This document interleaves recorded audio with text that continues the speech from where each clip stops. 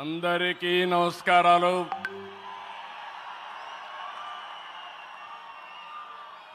Today is a great day. Andhra Pradesh చరిత్రలో శాశ్వతంగా లిఖించదగ్గ రోజు. ఇలాంటి సమావేశానికి ఏదైతే అమరావతి రాజధాని పనులు నిలిచిపోయినాయి, ఆ రోజు మన ప్రధానమంత్రి గారే ఫౌండేషన్ వేశారు. 5 సంవత్సరాలు విధ్వంసం జరిగింది.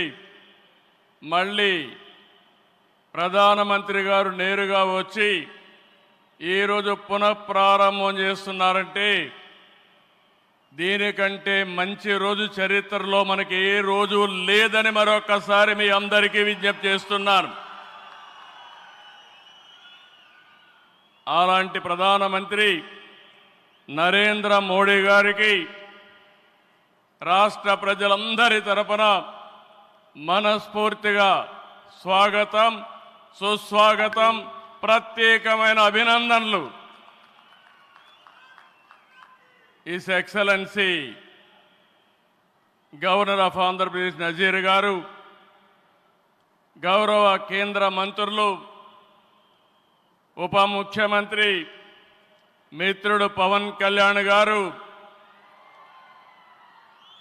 వేదిక పైన వేదిక ముందునున్న సోదరి సోదరులందరికీ నమస్కారాలు. ముందుగా మీ అందరికీ ఒక విషయం చెప్పాలి. గతంలో మోడీ గారిని ఎప్పుడు కలిసినా చాలా ఆహ్లాదకరంగా ఉండేవారు. కానీ మొన్నటి మా సమావేశం అమరావతికి రమ్మని పిలవడానికి వెళితే చాలా గంభీరంగా సాగింది. దీనికి కారణం, ఏకైక కారణం, ఉగ్రవాదుల దాడిలో నా దేశ ప్రజలు ప్రాణాలు కోల్పోయారనే ఆవేదన మోడీ గారిలో నేను చూశానని చెప్పి మరొకసారి విజ్ఞప్తి చేస్తున్నాను. అందుకే ఈ సందర్భంగా మీ అందరి తరపున వారికి విజ్ఞప్తి చేస్తున్నాను. ఉగ్రవాదాన్ని అణిచివేయడానికి ప్రధాని మోడీ గారికి కేంద్ర ప్రభుత్వం తీసుకునే ప్రతి చర్యకు మేము అండగా ఉంటామని ప్రతిజ్ఞ చేస్తున్నాం. మోదీ जी, हम आपके साथ हैं. आंध्र प्रदेश के 5 करोड़ लोग आपके साथ हैं. पूरा देश आपके साथ हैं. ఒకసారి గట్టిగా చెప్పండి, వందే మాతరం, వందే మాతరం. నేను వందే అంటే మాత్రం అని గట్టిగా చెప్పాలి.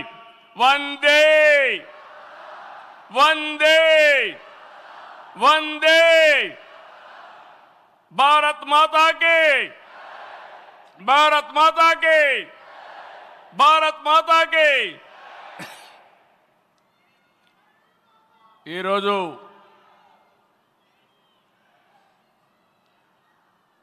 భారతదేశం మొత్తం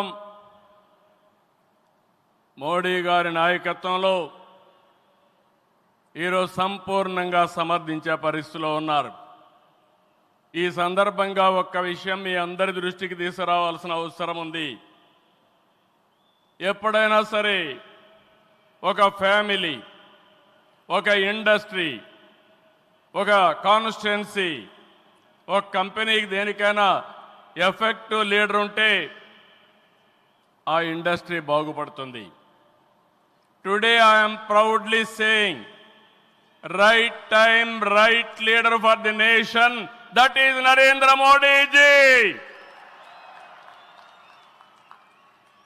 very strong leader, balanced leader. ప్రపంచం మొత్తం all over the world people are accepting his leadership. That is the greatness of Narendra Modi ji. All these things, all of us have to understand.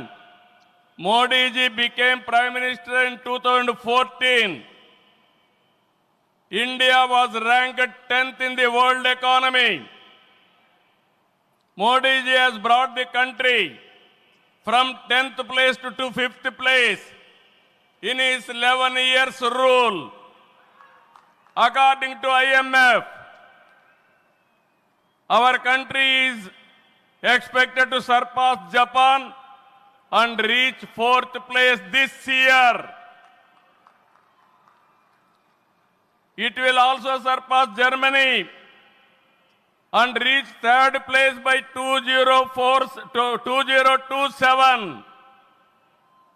Now, 2047, through Vikasit Bharat, our Prime Minister is planning to make India number 1 or 2. That is possible only with Narendra Modi ji.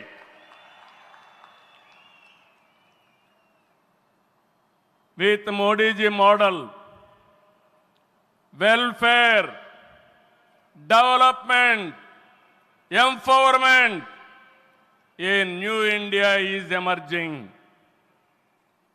In this last 10 years, people have been empowered and 15 crore people have been brought out of poverty. That is his greatness.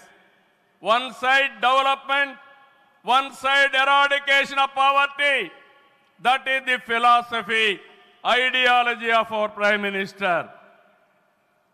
Recently, always what all you talk is keeping nation first, not individual interest, anybody personal interest, only national interest. Sir, we are all proud of you. Yesterday, cabinet, you have taken one more revolutionary decision, that is caste census. It is a big game changer. I am confident you wanted to help the poorest of the poor, and also you want to bridge the gap between haves and have-nots. It is all possible only with you, with your public policies. I am very happy by announcing this. India is safe. India will become developed nation under his leadership. ఈ సందర్భంగా ఇక్కడికి వచ్చినప్పుడు మనందరం గుర్తుపెట్టుకోవాల్సింది 2024 ఎన్నికల్లో మీరందరూ ఓట్లు వేశారు. నరేంద్ర మోడీ గారి పైన ఉండే నమ్మకం, తెలుగుదేశం, జనసేన, నేను, పవన్ కళ్యాణ్ గారు కలిసి పనిచేసి రాష్ట్రం మొత్తం తిరగబడింది. 94% హిట్ రేట్ వచ్చే పరిస్థితి వచ్చింది. ఆర్థిక వ్యవస్థ అగమ్యగోచరం, ఏం చేయాలనో తెలియని పరిస్థితి. నేను 4వ సారి ముఖ్యమంత్రి, కానీ ఎటు చూసినా ఆఘాతమే. అలాంటి సందర్భంలో వెంటిలేటర్ పైనున్న ఆర్థిక వ్యవస్థకి కేంద్రం, వ్యక్తిగతంగా నరేంద్ర మోడీ గారు ఆక్సిజన్ ఇచ్చారు. ఇప్పుడిప్పుడే రికవర్ అవుతున్నాం, వెంటిలేటర్ నుంచి బయట వచ్చాం. ఇంకా కొన్ని రోజులు సహకారం వస్తే ఒక బలమైన ఆర్థిక వ్యవస్థగా ఆంధ్రప్రదేశ్ని రూపకల్పన చేస్తామని హామీ ఇస్తున్నాం. 2014 రాజధాని లేని పరిస్థితిలో మనం పాలన ప్రారంభించాం. విభజన వల్ల ఉన్న రాజధాని తెలంగాణకి వెళ్ళినప్పుడు మనం రాజధాని లేకుండా బయట వచ్చాం. అమరలింగేశ్వర స్వామి ఆలయం కొలువైన పుణ్యభూమిగా, శాతవాహనుల రాజధానిగా, బౌద్ధుల ఆత్మహత్య కేంద్రంగా, కృష్ణమ్మ తీరాన విరసిల్లిన అమరావతిని రాజధానిగా ఎంపిక చేసుకున్నాం. అమరావతి కేవలం ఒక నగరం కాదు, 5 కోట్ల ప్రజల సెంటిమెంట్. ప్రజల ఆత్మగౌరవానికి, ఆత్మవిశ్వాసానికి, ఆశలకు, ఆకాంక్షలకు ప్రతిరూపం. ప్రపంచంలో ఎక్కడా లేని విధంగా 29,000 ఎకరాలు, 29,000 మంది రైతులు, 34,000 ఎకరాలు భూమి రాజధానికి ల్యాండ్ పోలింగ్ కింద ఇచ్చారంటే ఒక భారతదేశానికే కాదు ప్రపంచానికే ఇది ఒక చరిత్ర. అలాంటి నిర్మాణం తలపెడితే